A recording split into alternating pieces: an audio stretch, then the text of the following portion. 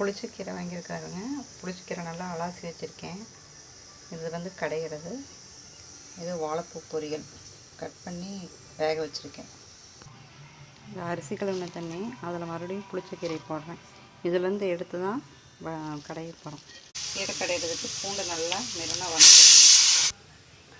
நல்லா வணக்கியாச்சு. அதுலேயும் வரமிளகாய் போட்டிருக்கேன். வந்து இந்த கீரையை வந்து போடுறேன்.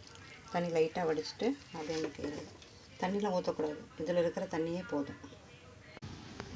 மிளகாய் அரைச்சி வச்சு அதுலேயும் இந்த பூண்டு, மிளகாய் பூண்டு அரைச்சது, கல் உப்பு, சீரக மிளகு, வரமல்லி பொடி, கொஞ்சம் வெந்தய பொடி, இதெல்லாம் இந்த வெந்துட்டு கீரையெல்லாம் வரமிளகாய் அரைச்சது அது இதிலே ஊற்றிக்கலாம் தண்ணியை. இது வணக்கின வெங்காயம் அது இதிலே கொட்டிக்கலாம். வாழைப்பூ தாளிக்கிறதுக்கு வெங்காயம், பச்சை மிளகாய், கருவேப்பிலை, கொஞ்சம் பூண்டு தட்டி வச்சுருக்கேன். இப்போ ரெடி ஆயிடுச்சு. ஒயிட் ரைஸு புளிச்சேன். நன்றி, வணக்கம்.